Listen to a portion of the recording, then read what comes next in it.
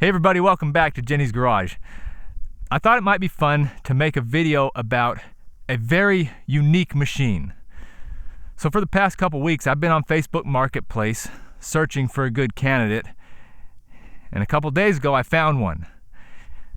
It was extremely unique, one of a kind as a matter of fact, reasonably priced, and it's something that I think will be useful around my property, aside from just the spectacle of making a video about it.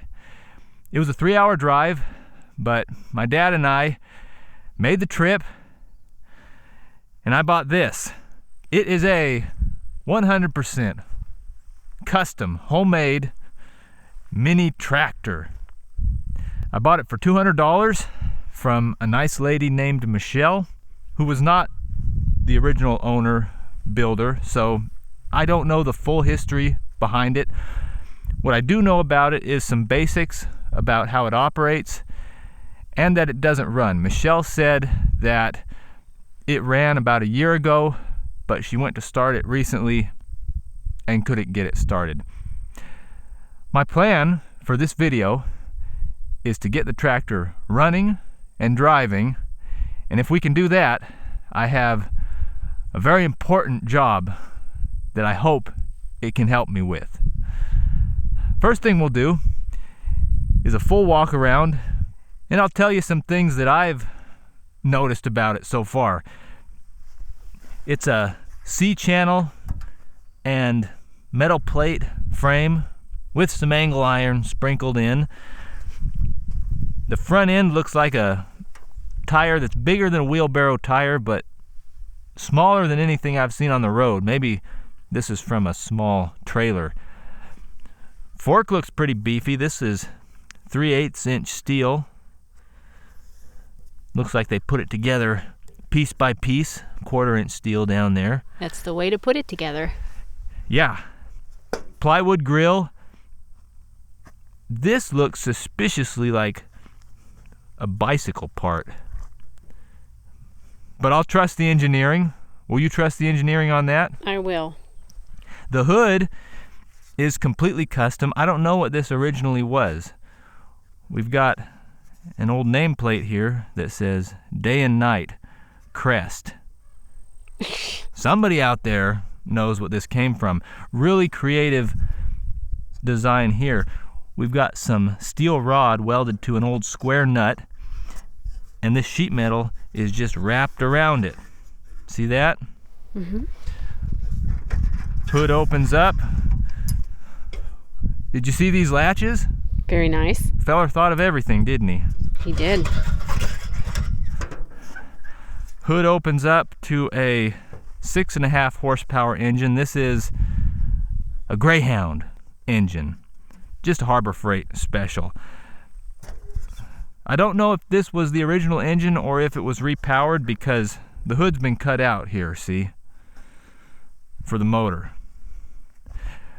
The clutch and drive system is unique, but I imagine it works. It looks like this tractor has had some use over the years. We have a pulley from the engine with a V-belt going over here and a jack shaft that drives a chain down to the transmission. And here's the clutch, just a roller that creates and releases tension on that V-belt. And for starting, we have a clutch lockout or lock-on mechanism. Can you guess what this used to be? Looks like it's a bicycle kickstand. Very good. This is a showcase. This whole machine is a showcase of resourcefulness, ingenuity, and a little bit of artistic expression too. In my opinion, I can't say what the transmission is from. It looks like it used to be green and maybe about 70 years old. Don't know if it's from a tractor or a car. The knob is classy. The knob is very ornate, elegant shift knob. And see the throttle? Ooh. The driver of this machine can experience luxury shifting and throttle operation. It's got a toolbox. Has a toolbox. This is a Fordson toolbox. Fordson is an old tractor manufacturer, so this came from a tractor itself. Grant steering wheel, sporty, really sporty. No horn, no electrical system to speak of on this except for the spark plug ignition system. It has a power takeoff down here. When this lever is engaged, it spins this shaft. So in theory, a guy could go out in the field and pump water or do any other chore that requires a spin of a thing. This is the loosest shifting transmission I've ever experienced. And I've only been able to ever get it in reverse. No forward gear so far. I've been trying to work it, but I've only successfully got it into reverse. The chair looks really comfortable. I haven't sat in this yet. Can't tell what this is from. Maybe an old crawler tractor. I could see that on an old Cat D4. Rear end, at first glance, looks like a Toyota truck rear end. I've seen that shape of rear end on a Toyota. I always pay attention to what different rear ends look like. Some I like better than others. This has been narrowed, mind. You can see here, this axle has been cut and re-welded to get the right width for a tractor. Nice tires. American Farmer, made in USA tires on a 15-inch rim. Ford blue paint. Looks really nice. Here's the brake. The brakes here on the wheels are inoperable. The only brake we have, you'll have to get down here to even see. We've got a pedal that actuates a pad which presses right here on this disc. It just pushes on it. It's half of a disc brake. It doesn't squeeze, it just pushes. Probably doesn't work very well since it's covered in grease. But we don't need it yet. It doesn't go, so don't need to worry about stopping. It looks like somebody had an idea about a gas pedal that they abandoned. Floorboard is nothing more than a hinge, a big hinge, welded in position. Looks like it works though. You forgot one of the best parts. Tell me. The drink holder. We've got a drink holder. It's another ode to bicycle. Got the drink holder there to hold your cold and frosty one. This floorboard looks like the gas pedal to a school bus or a semi-truck to me, but both Jennifer and our son thinks it looks more like a shoe store foot measurer. So you guys can be the judge of that. I think it's an old gas pedal. I've got it out in the field because this is its natural environment. I thought it'd be good to start the video here. Hopefully we can get it running easily enough that I won't have to bring it in the garage. I already checked and it's got gas in it that smells new, newish. Michelle said she put new gas in it and tried to start it. Yeah. Just for fun, I'll try to start it. We'll choke it over here. Choke is this way. Gas is on. Gas is on, so she did know what she was doing as far as turning the gas on and choking the machine. Have you tried to start it? Have not tried to start it. I've got the clutch disengaged.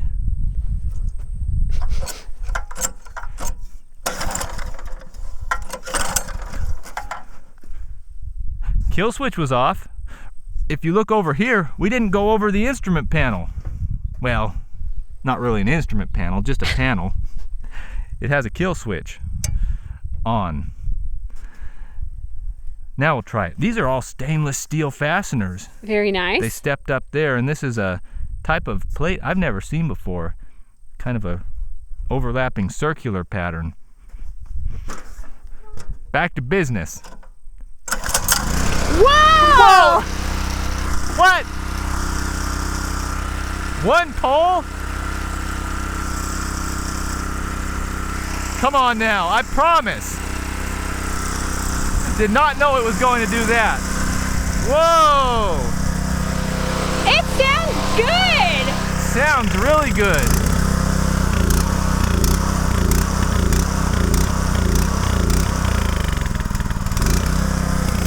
It's off choke.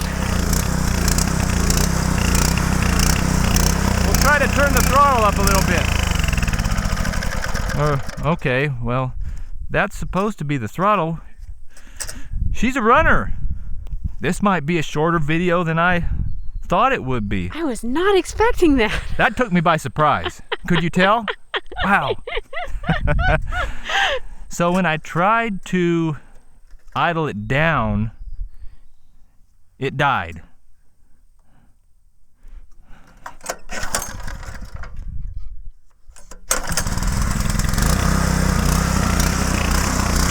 Well, I'll just let it run like that because it'll obviously run.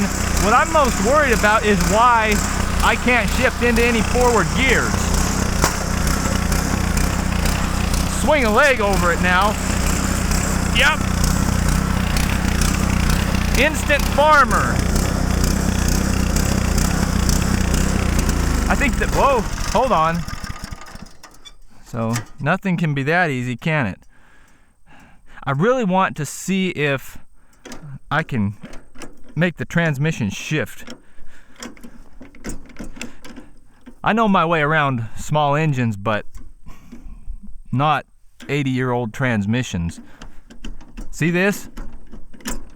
There is no shifting into any gears except reverse. If I pull this reverse lock out and come over here, we've got reverse. Have you tried going in reverse? Only just what I showed you. I didn't even know it would run.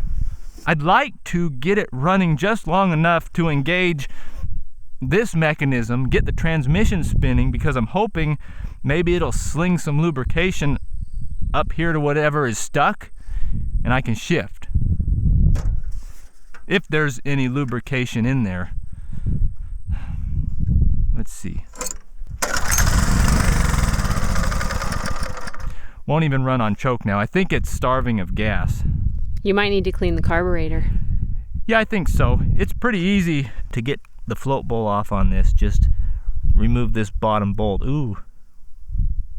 We've got some old gas goo there. I'll pull this off, see what it looks like, make sure gas is getting down into the float bowl through this petcock, and go from there. I think we're ahead of the curve though. Oh yeah. Yeah. I'll get my tools. Let's take off this float bowl. There might have just been water in there, which would make it run poorly. Ooh. Ew. Looks like there was water in there. Rust is good evidence of that. But this doesn't look bad. I'm going to give this just about the most cursory carb clean you've ever seen. But hopefully I won't have to remove it. I'll spray some cleaner directly up here where the jet is.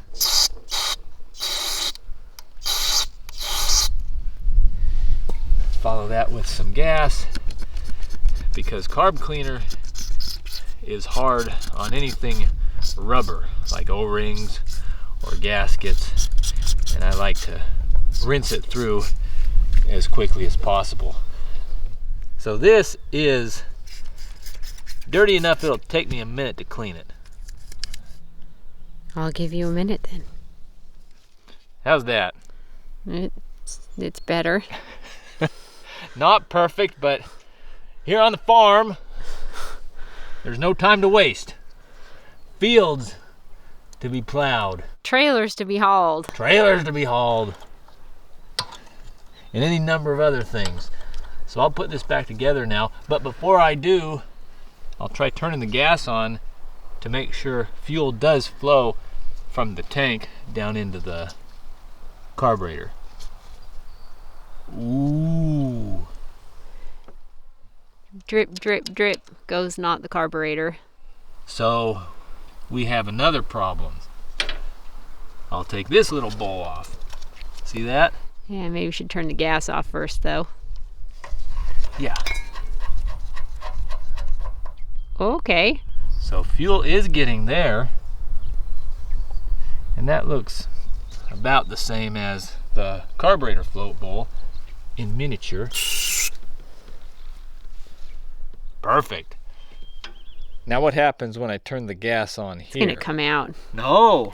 It didn't? So there's some kind of a blockage. I'll tempt it by putting my face directly underneath of it. I thought you were gonna put your mouth on it. Patience. Okay, so we have no fuel flow from the tank to the petcock. Have to think about that for a minute. Okay, I decided what to do. There's a hole in here that you might be able to see if you bring the camera up around. I'll try to spray some carburetor cleaner right up in there. Try to backwash it a little bit. If it's just a slight blockage, I imagine it'll start flowing again. Here we are. Oh, hear that? Mm-hmm. You heard that bubbling up in the gas tank. So we've got flow, girl. Halfway there. I'll put this back on now. Hopefully you didn't just blow the clog into the gas tank and it'll just settle right back down again. Well, the fuel filter that's not there should get it. Now let's turn this on. Should be able to see fuel come out of here now. Maybe not. So we can maybe repeat a similar process with the carb cleaner up through this hole. That's where fuel enters the carburetor.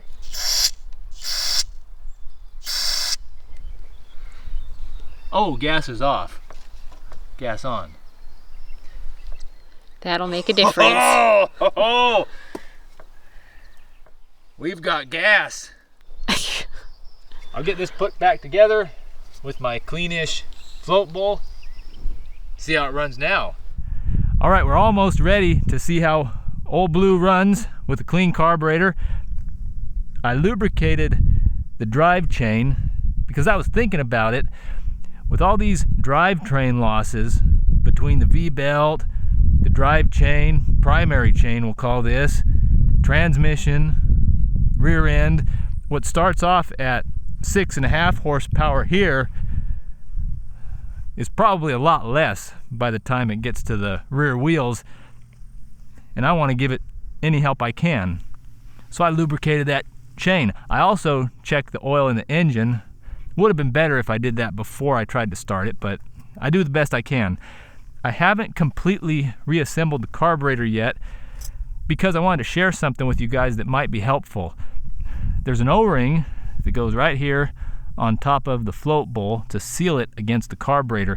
You can see it if you look up underneath there again, right there. When I took it out, it was so swollen from years of soaking up oil and gas that I couldn't get it back into its groove. The reason I was able to get it in there like you see it now is because I boiled it for about 9 minutes. When you boil a swollen up rubber O-ring, oftentimes it'll shrink back down to its correct size. You'll remember that. I do remember it. You've done it before. I've done it before. So I'll put this float bowl back how it goes. See if it runs. Gas on. Choke on. I feel like it'll run. Unlatch the hood. I had this latched. You never know when a tornado might hit the farm. ruin the crops like it did in '57. How many pulls? Oh, I think one. What about you? One pull. I got that idle set down. Woo! She's a runner. Well, almost. Almost. Well, I had it set all the way down on idle. 2 down. 2 down.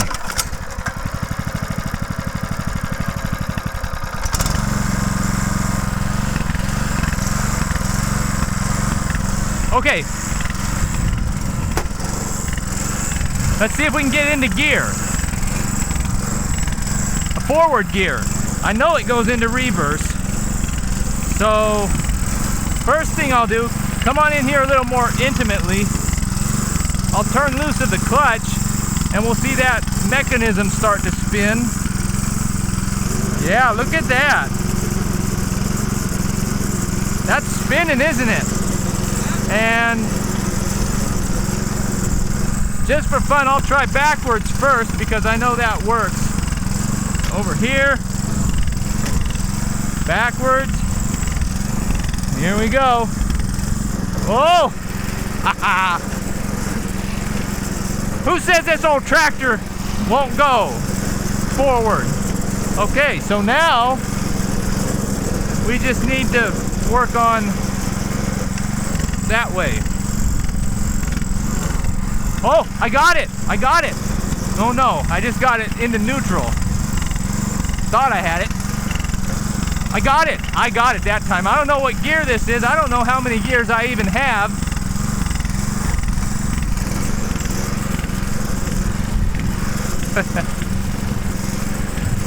This is great! Hold on to your hat there! Yeah. So we have 1 forward speed anyway. Let's go over here. There, back. We can go backwards. That's faster.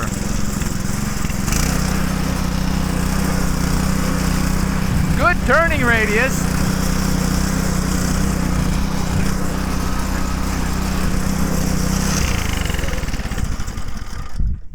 Okay, it doesn't want to idle down. So we've got at least 2 forward speeds and 1 backwards, and I've got 2 oily shoes from the gear oil I put on that chain. I think you're pretty pleased. I am pretty pleased. I forgot to latch the hood. Lucky it didn't fly up at those high speeds. What sort of hijinks do you want to get up to now? Well, I mentioned that I have a test for this, a very important test. And I think it's ready for that, especially if I can figure out where all the different gears are. Before we get to that though, before I even reveal to you what it is, let's put it through its paces a little bit here, get familiar with it. It'd be nice if you could shift through all of the gears. Yeah. How about we do a tug-of-war? If you must. All right, we're almost in position. Camera girl thinks this is a ridiculous idea, so we'll make it quick. Ready? Cub Cadet LTX 1040 against the custom 6.5 horse tractor.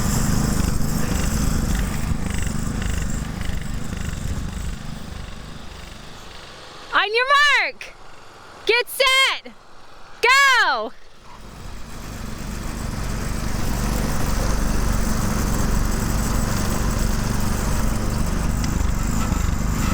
Does it still go? Go ahead and try. I might have ruined my lawnmower. Okay. Okay. Oh, stop!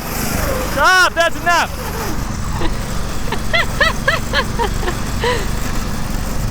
No comparison. Stop! Stop! Stop! The clear winner.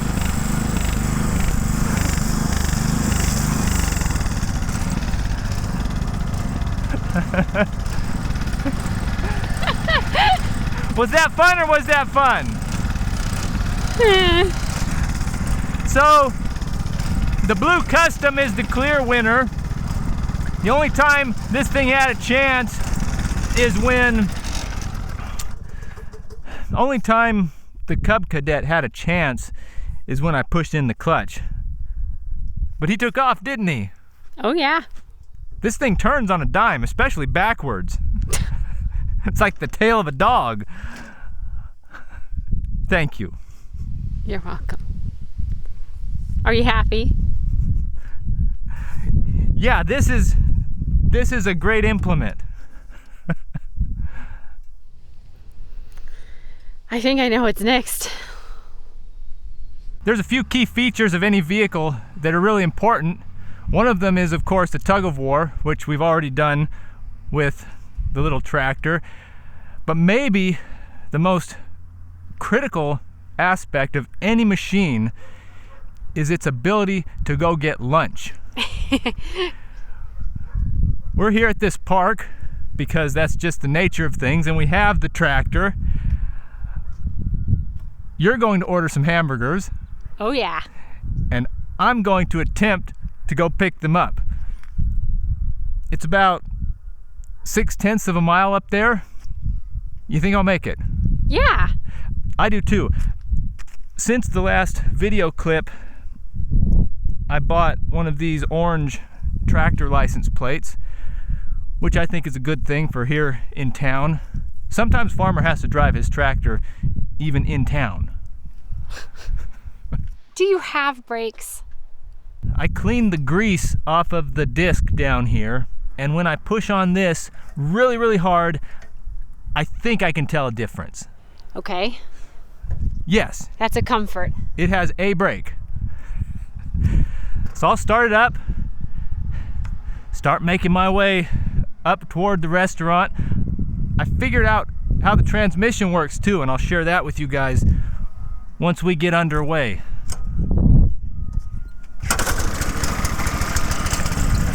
First pull, she's a runner.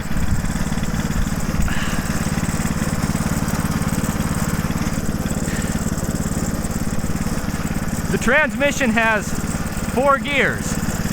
This has to be the most vague transmission I've ever dealt with. Really difficult to operate. It might be the floppiest thing I've ever held in my hands.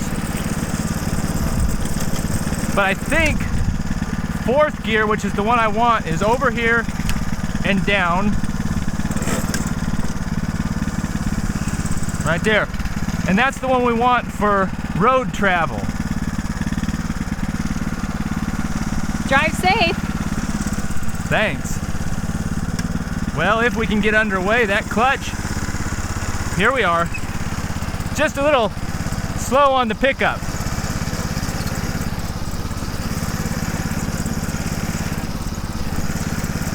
Whoever built this machine was really clever. What looks to me like just a conglomeration of random parts that I can easily criticize took a long time for somebody to engineer and build. I respect the work, and I respect the special touches that it has. So it's a little bit past lunchtime right now. Got a late start. On the farm, sometimes things run late. Had a barn fall over last night. Also had to give about 200 head of ostriches their medicine. Ostriches is hard to administer medicine to, regardless of the route. So far it's running pretty good. I think I'm traveling at about 5 or 6 miles an hour. I like the little machine. Don't know exactly why, except that fellers in general like things that make noise and spin. move. I should have installed a mirror on this thing. I feel a little bit vulnerable. We're getting close though. I think we're over halfway. I've about run out of things to talk about though. I wore my work boots mainly because I thought I might look silly wearing tennis shoes while driving a tractor. All goofiness aside, I think this will be a useful machine. I could pull a little trailer with it on my property. Here's our turn. Feels nice to be off the main road. Oh, here's a speed bump. See how it handles this. Not bad. That clutch is slipping a little bit. We've only got a few yards left though to our lunch. Well, fellers, we made it. Here's our restaurant.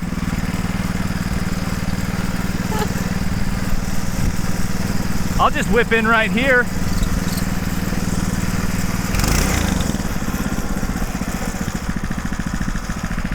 Brakes even work.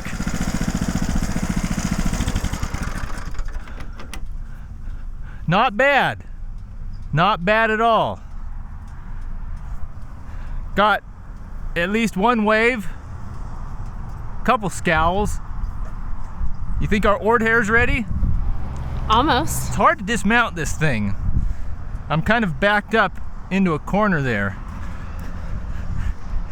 I was looking for the key. You don't want anyone to steal it. No, that's one of a kind. I'll be right back. Okay. Mission accomplished. The homebrew little blue tractor successfully brought me to lunch. Overall, I give it a 6 out of 10 on a 10-point scale, which is customary of a vehicle's lunch retrieval worthiness. Got me here safe, but it's slow. And I don't have a place to put the food. So on the way back, if we go to eat at the park, this just has to sit in my lap. Don't forget your toolbox. Too small, but I can eat and drive at the same time. That's not exclusive to this vehicle though. 6 out of 10. Final score. Thanks for watching. I'll take some of those fries.